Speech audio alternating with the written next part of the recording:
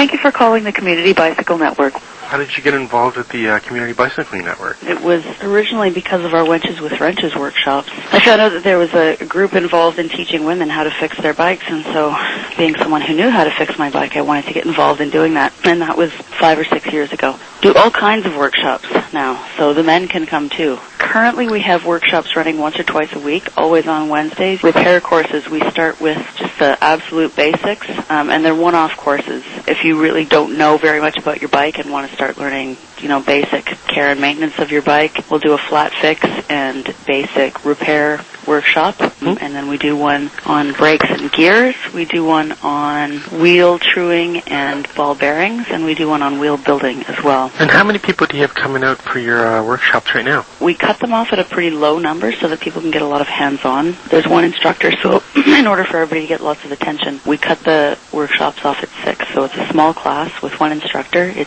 tends to be fairly hands-on, because the more hands-on it is, the more you're actually going to walk away remembering and be able to apply later. So to sit in the classroom and have us tell you about how to fix your bike and then expect you to go away and apply that is a bit much, but if you can come in and do a lot of hands-on, then you'll go away remembering it. So we cut them off at 6 so you can do a lot of hands-on work each at a repair stand. We also have a do-it-yourself workshop, so you can come in and use our tools and stands for $6 an hour and work on your bike in here. There are enough specialized tools that for everybody to own all of those things to fix their own bike would be pretty expensive. Do people find it difficult to fix their own bike? Sometimes people do, and sometimes people get it. It sort of depends on, I think, what kind of experience people already have and what level of mechanical confidence people have coming into it as well. If you come into it thinking, I'm not mechanically inclined, I don't really get this stuff, then you're starting off with a bit of a block to absorbing it. If you come in with an open mind and kind of eagerness to take it on, you're more likely to catch it. So it kind of depends on the mindset and the experience of people coming in.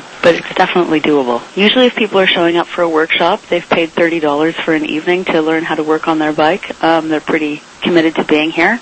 If you've got a group of keeners, they're a lot of fun to teach. So it's actually it's fun, and it tends to be kind of easy to teach those people because, for the most part, somebody coming into a workshop here is pretty excited about learning. It's always really, really satisfying when you see that, somebody's kind of struggling to grasp the concept of how this component works, and when that little light bulb comes on and they realize, I get this and I can fix this, I can go home and do this, and that little their eureka moment when it all comes clear, pretty satisfying. You may have noticed this bike share before, the yellow bikes around town, which is how a lot of people did. So what we're doing now with the do-it-yourself shop and refurbishing bikes is still just coming up on its first year. So we're kind of starting again in a sense, but it's been going really well. Do you get a lot of bikes donated? We get a lot of bikes donated, and the more that people become aware that we're here and we're taking bikes and we're refurbishing them and putting them back out into the community for people to ride again. How are you sharing those bikes with the community? We make them rideable again. We do a really thorough overhaul of them so that they're solid and rideable.